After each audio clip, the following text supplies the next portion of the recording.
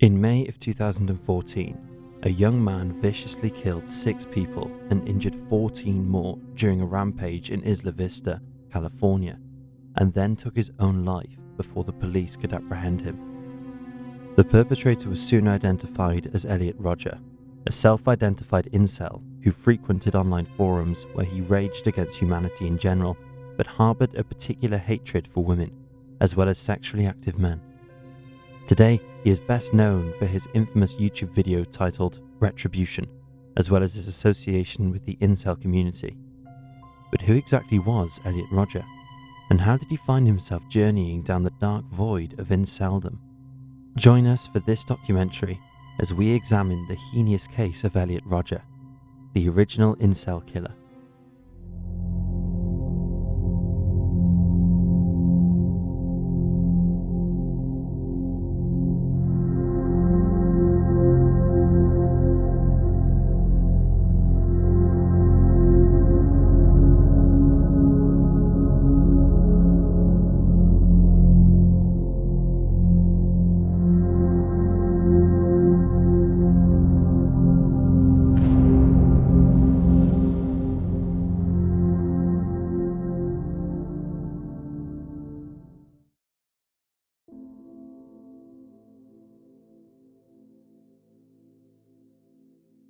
Elliot Oliver Robertson Rodger was born on July 24, 1991 in London, England. He was the oldest of 2 children born to Peter Rodger and Lonley Chin Tai, and the family was wealthy and had strong connections in the Hollywood sphere. Peter continues to work as a filmmaker today. In the past, he has directed television commercials, created the documentary film Oh My God, and most notably, he was the second unit director for the first Hunger Games film in 2012. He has received numerous awards for his work, several of which were given out by film festivals. Rodger's mother, meanwhile, trained in healthcare, and during the 1980s, she worked as the on-set nurse for several blockbusters and cult classics, including The Princess Bride and Indiana Jones and the Last Crusade. Rodger's grandfather, George Rodger, was also a well-known and influential figure. He was a photojournalist best known for his work after capturing the atrocities at the Belsen concentration camp in Nazi Germany, though after this he stopped working as a war correspondent and turned his attention to indigenous people, nature and wildlife. Much of his work was published in National Geographic, and he spent the majority of his time capturing the lives of the various indigenous people living in Sudan. After Rodger's birth in 1991, his family moved further south, taking up residence in Sussex. By all accounts, he enjoyed a very privileged childhood due to his family's money and prominence. His mother quit her job to be a stay-at-home caretaker to Rodger and his younger sister, Georgia, who was born in 1995. Their maternal grandmother soon joined the family too. While in Sussex, Rodger attended a private all-boys school named Dorset House School, but when he was 5, his family decided to move to the US. They settled in Woodland Hills, a wealthy suburb of Los Angeles, California, and Rodger began attending Pinecrest schools before switching to Topanga Elementary School. Just 2 years before the move, however, Rodger's parents divorced, and the couple split custody of their 2 children. The 2 lived with their mother during the week and then went to see their father on weekends. In 1999, just 1 year later, Peter married again. Rodger's stepmother is Moroccan-born French actress Soumaya Akaboun, who starred in Hollywood films such as Green Zone with Matt Damon and Lovelace with Amanda Seyfried. She has also worked on various French projects. She and Peter had 1 child together, a son named Jazz. In the years leading up to his parents' divorce, Rodger was noted to be a quiet and withdrawn individual in school, and in the following years, he exhibited signs that he struggled socially. He preferred writing to talking, avoided his classmates during break times, and often spoke in a low whisper when addressed during class. Rodger was also known to take part in behaviours such as foot tapping and making specific noises, which may have been stimming, a self-soothing and repetitive tactic often used by those on the autism spectrum. He was prone to becoming overwhelmed and overstimulated, and suffered great anxiety around social interactions, especially group gatherings such as birthday parties. During one trip to Disneyland, he became so overwhelmed by the crowds that he began to cry, and he was prone to throwing tantrums whenever his parents agreed with his sister during disputes. He reportedly viewed Georgia as his rival. A year after his parents' divorce, Lee Chin filed an affidavit requesting more money from Peter for Rodger's support. She labelled her son a high-functioning autistic child with special needs. However, Peter spoke with a doctor named Stephen Scapper, who challenged the diagnosis. He stated that Rodger may have been suffering anxiety or depression, which the diagnosis did not account for, and suggested that the 8-year-old be evaluated by a child psychiatrist so that the family could reach a conclusive diagnosis and figure out a treatment plan. It does not appear that Rodger was formally diagnosed with anything until his teens, but still, his parents did their best by him, taking him to various therapists, counsellors and doctors, and shuffling him to and from playdates as a child in an effort to help him expand his social skills and life. A family friend recalled attending a Christmas party at the family's LA residence one winter and stepping outside for some fresh air. As he did so, he came across Rodger, who was just 12 at the time. He remembered the boy had been staring at the night sky. He reportedly lowered his head briefly when the family friend emerged from the house, then went back to looking upwards. The family friend observed he wasn't just a little withdrawn, he was as withdrawn as any person I ever met in my life. Another woman who knew Rodger as a boy and whose son went to school with him described him as being emotionally troubled. She remembered that when he'd come over for playdates, he would hide away from everyone, and she stated that something about Rodger, even as a young boy, struck her as odd. She noted that she wasn't surprised when he went on his 2014 murder spree, stating, "If I could have picked anyone who would have done this, it would have been Elliot. My husband and I didn't want our son to stay with Elliot."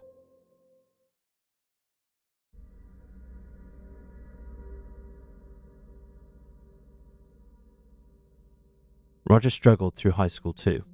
On at least 2 occasions, he fled various schools and called his parents in tears, begging them to come and get him after he endured a bullying environment.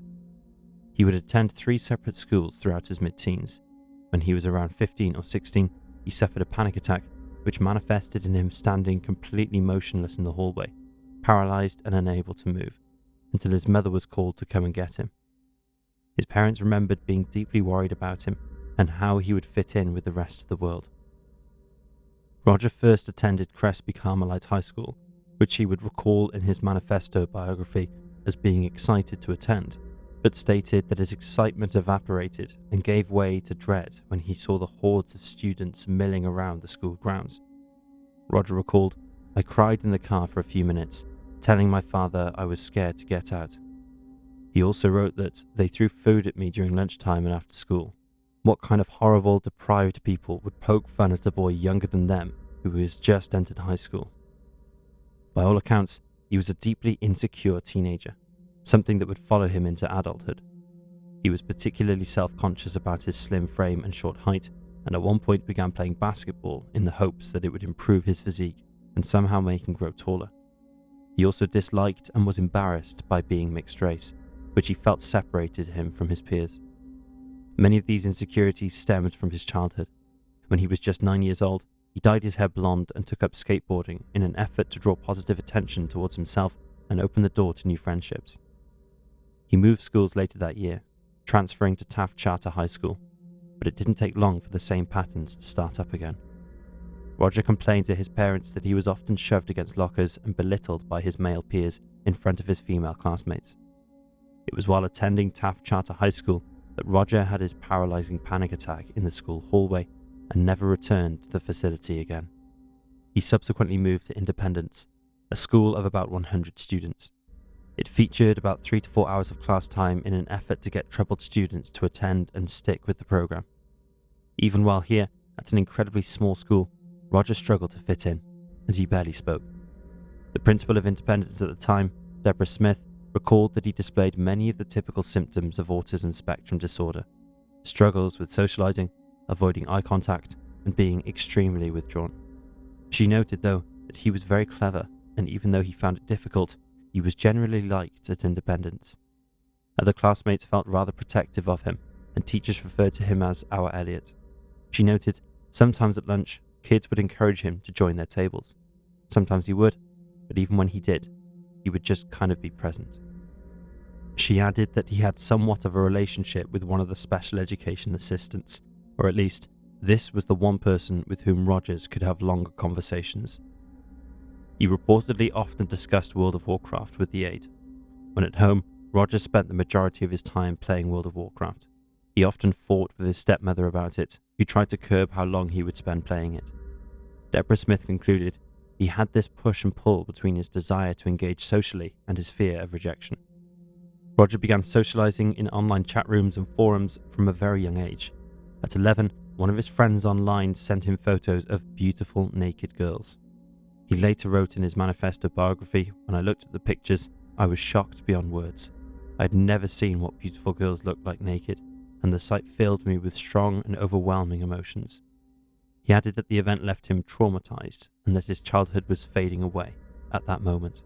He recalled still wanting to be a child, but being irrevocably changed by the feelings stirred inside him after viewing such explicit material. 2 years later, he saw a teenager watching porn at an internet cafe, which only worsened things for Rodger. He stated that he felt guilty about the things he felt after seeing it. So guilty, in fact, that he refused to approach his parents about it. In 2007, at the age of 16, Rodger was diagnosed with pervasive developmental disorder, not otherwise specified, often shortened to PDD-NOS. This disorder would later be absorbed into the umbrella term of autism spectrum disorder, or ASD, in 2013. Symptoms for PDD-NOS before this absorption included communication difficulties, difficulty socializing, repetitive body movements or behavior patterns, an unconventional perception of the world, preoccupation with fantasies that interfere with life, and uneven skill development. At the time, Rodger did not meet the requirements to be diagnosed with autism, but his PDD-NOS diagnosis led him to receive some help and resources in regards to his schooling. Around this time, he was prescribed Xanax, an anti-anxiety medication, and Prozac, an antidepressant, but he stopped taking both medications after 12 months. He then started taking Paxil, another antidepressant, but complained about it making him overly drowsy and stopped taking this too. He then resolved to fix his problems himself by relying on his mind and positive thinking. Meanwhile, things between Rodger and his stepmother grew worse at home.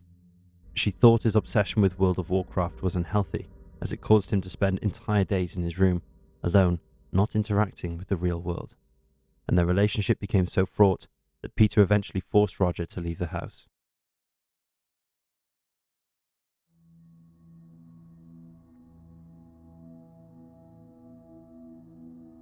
Despite his family's efforts, Rodger grew more withdrawn after high school. He attended several universities, the first of which was Pierce College. During this time, his parents wrote to Deborah Smith at Independence and informed her that he was doing well. But behind the scenes, Rodger seemed to exhibit a lot of bizarre behaviour.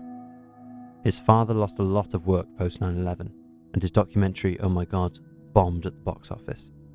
This led him to lose over $200,000, and he had to pause his child support payments to his ex-wife. As a result of this, Rodger grew frustrated.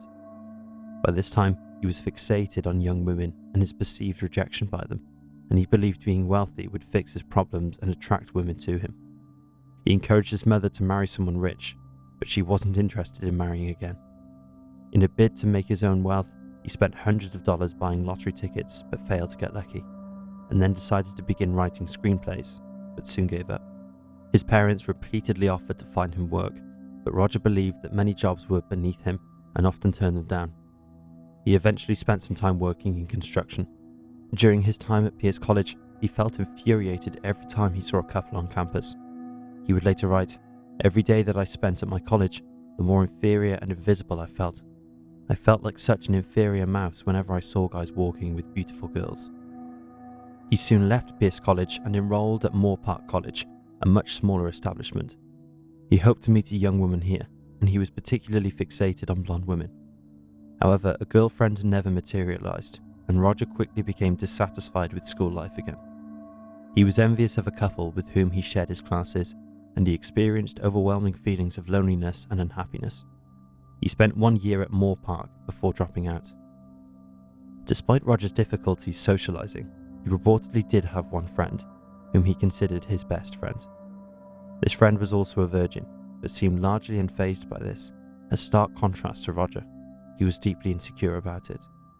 He struggled to understand why his friend did not feel the same rage and entitlement that he did, and believed him to be weak. The friendship began to crumble when Rodger discussed his anger and revealed his thoughts of killing people. The friend distanced himself from him, leading the friendship to come to an end.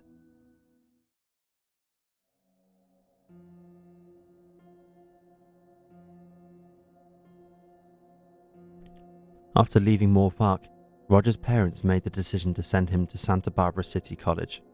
They agreed to pay for an apartment and his classes, and believed that in doing so, it would push Rodger out of his comfort zone and lead him to make his own friends and life, away from his parents and the memories of his school days.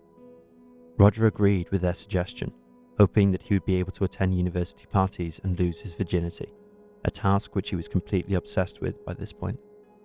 In early June of 2011, he moved into an apartment in Isla Vista, near the school's campus.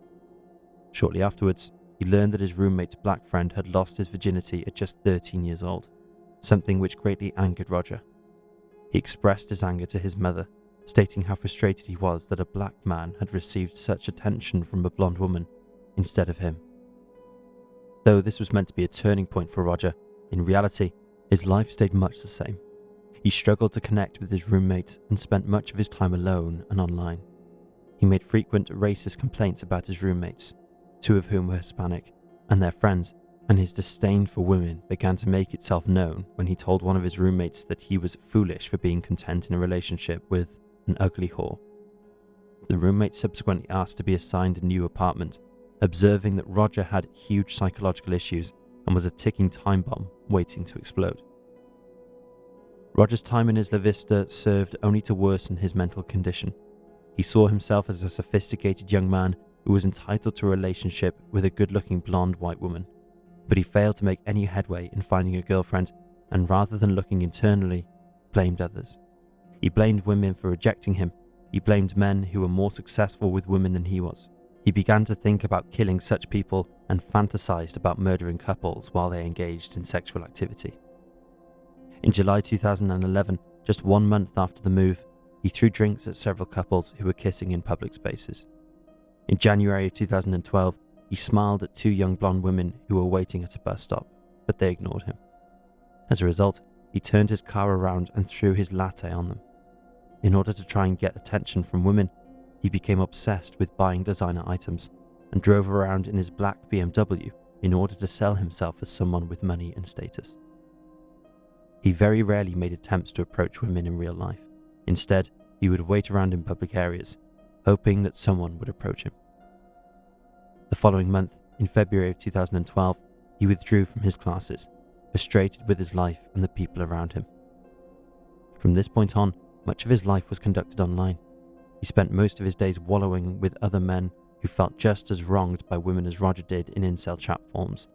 Incel is short for involuntary celibate, and is a name used to describe men who wish to have sexual relationships but, for one reason or another, are unable to. Laura Bates, who researched incel culture for her book Men Who Hate Women, told The Guardian, in other words, they're not having sex, and they want to be. They see women as completely commodified and dehumanized sex objects that are there purely for male sexual pleasure, and they blame women for the fact that they're not having sex. Incels often feel entitled to sex with women, whom they refer to as females or femoids in order to dehumanize them further. Rodger, following his death, became the poster boy for incels, and he is specifically thought to have been part of the black pill movement. Men with a black pill viewpoint often have a very bleak and defeatist worldview, convinced that nothing can change the system is in place, but believe that they are the only people who see the world for what it really is. Violence against women is rampant across most spheres of incel culture, but particularly prevalent in black pill movements. As opposed to the more optimistic red-pilled individuals who believed they can improve their looks, black-pilled men believe their attractiveness is dictated by genetics and that if they aren't born handsome, then there is no hope for them. Though Rodger never called himself black-pilled, he shared some of the most prominent traits of the subculture, including believing that death and violence are inevitable and that changing the system is impossible. Some black-pilled communities today note that going ER, as in going Elliot Rodger, is one of the few options they have. Laura Bates said of black-pilled groups, they actively incite what they describe as incel uprising or a day of rebellion, where they will go offline and massacre women. This is not a generally nice, supportive community for lonely men with a few people inciting violence. It is a community specifically focused on and obsessed with inflicting violence on women. Rodger was also a member of a forum named PUA Hate, where men ranted about so-called pickup artists who were able to have more success with women. During one of his rants there, Rodger expressed disgust at women and questioned how they could possibly resist his charisma. He told other incels to fight back, writing, "One day, incels will realize their true strength and numbers and will overthrow this oppressive feminist system. Start envisioning a world where women fear you." Many supported Rodger during his online tirades, but others later turned on him. They attacked him on the forums, calling him desperate, insecure, entitled, and whiny. He was also active on bodybuilding.com, and where one user saw his YouTube video entitled, "Why do girls hate me so much?" They wrote, "I'm not trying to be mean, but the creepy vibe that you give off in those videos is likely the major reason why you can't get girls." The video was later taken down, with Rodger claiming that his parents found the videos, so he temporarily took them down, promising, "They will be back up in a few days, along with more videos I filmed."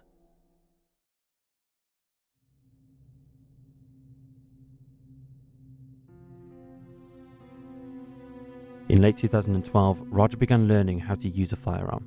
In December of that year, he purchased a Glock 32 long-slide semi-automatic pistol for over $750. 3 months later, he spent over $1,100 on an SIG Sauer P226 handgun from a weapons dealer in Burbank. By this point, he was already deep in the planning phase of his attack. He dreamt up his day of retribution over a year ago and was beginning to fully prepare for the assault, which he would carry out on the people of Isla Vista. He specifically planned to target women and couples, and decided that his scheme would take place sometime in November of 2013. On July the 20th, 2013, he attended a house party in the hopes of engaging with a woman and losing his virginity before his 22nd birthday. He drank vodka before the party in order to soothe his anxiety, but upon entering the premises, he saw an Asian man speaking with a blonde woman, which enraged him, and he deliberately bumped into the man on his way past. Despite the alcohol, Rodger still found himself unable to strike up a conversation with the woman. He took himself off to an upper floor, climbed onto a ledge, and pretended to shoot at people with his finger. He then attempted to shove several women off that same ledge who were sitting nearby with friends. After hearing the commotion, several men came over and pushed Rodger from the ledge, causing him to fracture his ankle. He was going to leave the party until he realized he'd lost his sunglasses and a necklace, and he turned around to try and find them, but wound up entering a different property where he was attacked. He was left with bruising, scrapes, and a swollen eye. The next day, his father took him to the hospital where he required surgery for his ankle. He then filed a police report. Upon speaking with 2 law enforcement officers, he claimed that he'd been pushed off a ledge after insulting someone and that he accidentally went into another home afterwards, where he was assaulted by 10 men without provocation. He added that he had been called a homophobic slur by those same men. When the officers asked why he didn't call the police, Rodger claimed he didn't know who to call. They did not believe his story, and a witness from the party told the officers that Rodger had instigated the incident, which led him to be pushed from the roof. They also observed that he behaved oddly during the party and spoke with no one. A neighbour from his apartment block recalled that he had found Rodger when he'd returned home and had attempted to calm him down. The neighbour stated, "He started saying, 'I'm going to kill them, I'm going to kill them, I'm going to kill myself.'" Though law enforcement deemed that Rodger was the instigator behind the event, he was never charged with anything or interrogated further, and the case was subsequently closed. Due to his damaged ankle, he knew he would be unable to carry out his day of retribution in November and postponed it until February of 2014. During his recovery period, his parents attempted to seek professional help for him, eventually leading him to have several therapy sessions with psychiatrist Charles Sophie. Sophie is considered a controversial figure, in large part due to his work with celebrity clients and his participation on reality TV shows. He soon prescribed risperidone, an antipsychotic, to Rodger, but the 22-year-old declined to take the medication, later writing, After researching this medication, I found that it was the absolute wrong thing for me to take. I refused to take it, and I never saw Dr. Sophie again after that. Between May 2013 and May 2014, Rodger met with several counsellors and attended 29 sessions. A life coach was also hired to help him improve his social life. The coach suggested that he leave Isla Vista, as it was clearly a detriment to his mental well-being. But Rodger dismissed the notion. The coach also told his mother that she should place him in a residential treatment centre so that he could receive long-term regular therapy, or at least have him move back home so he could receive treatment from a therapist and a social worker. However, Rodger persuaded Lee Chin that neither of these suggestions would help him, and he convinced her to let him stay in Isla Vista. Since he was legally an adult, she knew she could not force him to move or join a treatment facility. In the months leading up to the attack, Rodger purchased another handgun, in case his other two jammed, read up on serial killers and other true crime topics, closely followed numerous men's rights activists on YouTube channels, and did much research into the Nazi Party, Googling things such as did Adolf Hitler have a girlfriend, Nazi curb stomp, and Adolf Hitler and the law of attraction. He also searched for things such as modern torture devices and looked for information on various terrorist assaults, including the Xinjiang knife and bomb attack, which took place in April 2014. He continued to participate in incel forums where he not only discussed his hatred for women and men who were able to date women, but also for people of other races, including mixed-race couples. He claimed that non-white men were undeserving of the attention of women and bragged about his half-white heritage. During this time, he created his 137-page manifesto biography named My Twisted World, the story of Elliot Rodger. He spoke throughout the document of his frustration over not being able to win women over and described women as the plague. He believed, as many incels do, that women having rights and being able to choose their own partners was leading to the downfall of society, and that civilized men of intelligence should be the ones to choose women's sexual partners. He also noted his hatred for feminism and women's rights, believing that they should be stripped of any such rights. He further talked about wanting to remove love and sex from society altogether, and described his fantasy of becoming a leader with fanatically loyal troops, whom imprison women in concentration camps. A selected few would be chosen to continue the human race via artificial insemination, but otherwise, women's existence would be kept a secret from men. Rodger also discussed his plan to kill his stepmother, whose relationship with him was still difficult, as well as his half-brother, whom he feared would surpass him in his popularity with girls.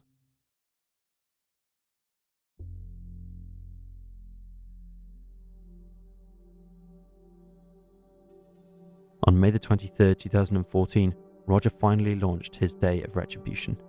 He started by ambushing his 20-year-old roommate, Weihan Wang, who was stabbed 15 times by Rodger and slashed 23 times. Rodger was carrying both a 6-inch SRK knife and a 9-inch hunting knife at the time. He dragged his roommate's body to a corner of the room and covered him with blankets and clothing, and then subsequently attacked his other roommate, 20-year-old Cheng Yuan Hong, who also attempted to defend himself but succumbed to the attack, enduring 25 stab wounds and 12 slashes. 5 of his wounds were inflicted post-mortem. Following the murder, his body was placed alongside Weihan's and again covered with blankets and clothing. 19-year-old George Chen became Rodger's third victim. He was a friend of Weihan's and Cheng's and had arrived at the apartment to visit them. He died after suffering 94 stab wounds and 11 slashes to his body, which was left in the bathroom. Rodger tried to clean the apartment afterwards, but there was so much blood that it remained splattered across the walls, ceilings, and floors, despite his efforts. He then showered, changed his clothes, and went to get a Starbucks before texting his mother to tell her he would call her later. Back at the apartment, he wrote in his diary, "I had to tear some pages out because I feared my intentions would be discovered. I taped them back together as fast as I could. This is it. In 1 hour, I will have my revenge on this cruel world. I hate you all. Die." Rodger's infamous Retribution video was uploaded to YouTube around this time, and he also sent off his manifesto to 34 people, including his mother, father, therapists, former teachers, and childhood friends, with the email itself reading, "Attached is Elliot Rodger's life story, which explains how I came to be the way I am." The main part of Rodger's plan involved him arriving at the Alpha Phi sorority house, killing the inhabitants and burning down the building. He dubbed this phase the War on Women and believed that the sorority house contained the types of women that he hated the most, stating these women were targeted specifically because they represent everything I hate in the female gender. At 9:15 p.m, he arrived at the Alpha Phi sorority house with his 3 automatic pistols, additional ammunition, and a jerry can filled with petrol. However, he soon realized that he was unable to get past the secure door, which was both heavy and required a code to enter. He decided to knock on the door for several minutes, but nobody answered, as most of the inhabitants were in Las Vegas for a trip, and the remaining women were too exhausted from a long day to answer. Rodger subsequently put the jerry can down and went back to his car, where he spotted several women walking past the building.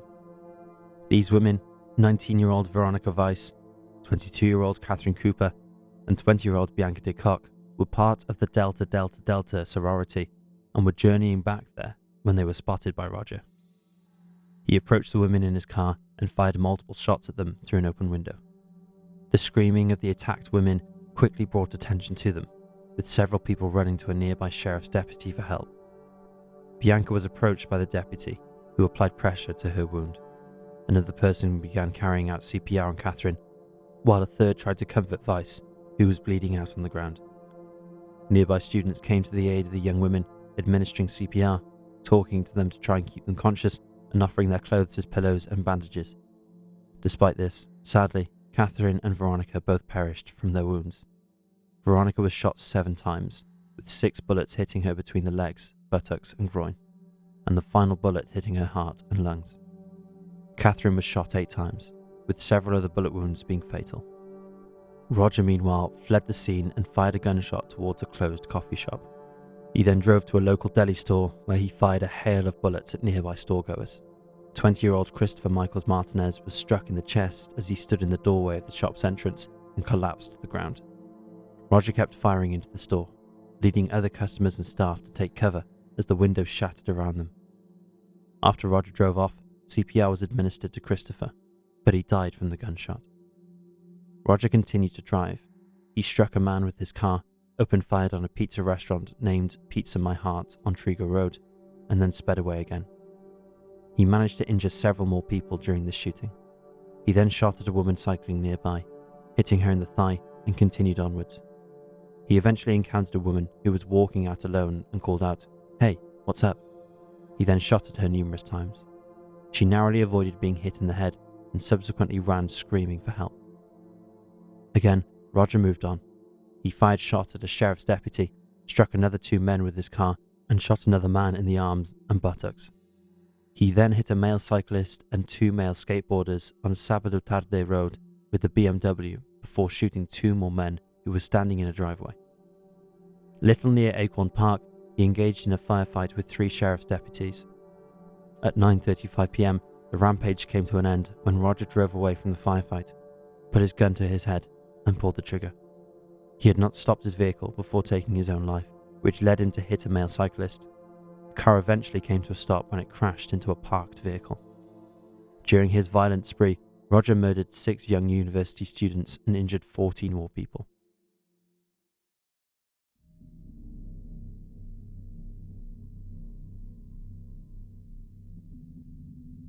About half an hour after Rodger killed himself, his life coach reached out to his mother to tell her to check her emails. In her inbox, she found the email from her son with the attached manifesto. She also discovered Rodger's last YouTube upload, which sent her into a panic. She attempted to call Rodger, but his number repeatedly went to voicemail. Lee Chin then reached out to Santa Barbara authorities, telling him that she needed to locate her son. She subsequently alerted Peter as to what was happening, and both of Rodger's parents drove separately to Isla Vista. On her way, Lee Chin contacted the building manager of Rodger's apartment and asked him to check on her son, but he told her it would need to wait until the morning, as there had been a shooting in the area. Peter, meanwhile, also continued to call Rodger's mobile phone number as he headed to Isla Vista. While en route, he and his wife heard the news on the radio that there was an active shooter in the area driving a black BMW near the University of California Santa Barbara campus. Law enforcement called both parents a short time later as they were still driving, asking if they knew if their son owned any guns. Lee Chin recalled being shocked by such a question because, as far as she knew, Rodger had never expressed any interest in such things. However, she explained that he suffered from social problems and that he had been in therapy. She added that she had not heard back from him since that day. Both Lee Chin and Peter were instructed to meet with investigators at a car park near Isla Vista. When they arrived, they were told that Rodger had been found dead. His driver's license was in his pocket, confirming his identity. They initially believed he was a victim of the shooter until around 4:30 in the morning when they read on the news that Rodger was the only suspect in the case. While executing a search warrant, investigators discovered the bodies of Rodger's 2 roommates and their friend. Inside Rodger's room, they recovered empty ammunition boxes, numerous weapons, including several knives, an 18-inch machete, and a sledgehammer, among other things, bloody clothing, and stab marks on his bedding, indicating that he had been practicing before he carried out the murders. 2 journals were also found, which told of Rodger's continuing frustration at being unable to form bonds with women. A physical copy of his manifesto was recovered, as was his laptop, which displayed his last YouTube upload. Following the attacks and the reveal that Rodger was the perpetrator, his family was subjected to frequent death threats, which led them to move every few days. Lee Chin eventually sent Georgia to live abroad temporarily in order to keep her safe. While many of his relatives and even some former classmates were not shocked by the news that Rodger had become a spree killer, some were. His principal at Independent School, Deborah Smith, stated that when news of the shooting broke, she did not recognize Rodger. "That's not the kid I knew," she stated. "He presented as very innocent, very soft-spoken. He never even raised his voice." Extended family members criticized US gun laws, asking how a sick, disturbed young man was able to access such weapons. The media and public asked similar questions. This ultimately led to the enactment of a red flag law in California in September of 2014, which allows family members to petition courts to remove weapons from individuals deemed a threat. Perhaps the biggest conversation to take place in the aftermath of Rodger's attack, at least outside of that pertaining to gun control, was the topic of incels and misogyny. Both the International Center for Counterterrorism and the US Secret Service labeled his actions as misogynistic extremism, and the assault brought to the forefront the topic of incel culture. Men who were part of the community celebrated Rodger's violent killing spree as a victory for their movement, posting tribute songs online and creating merchandise featuring Rodger's image.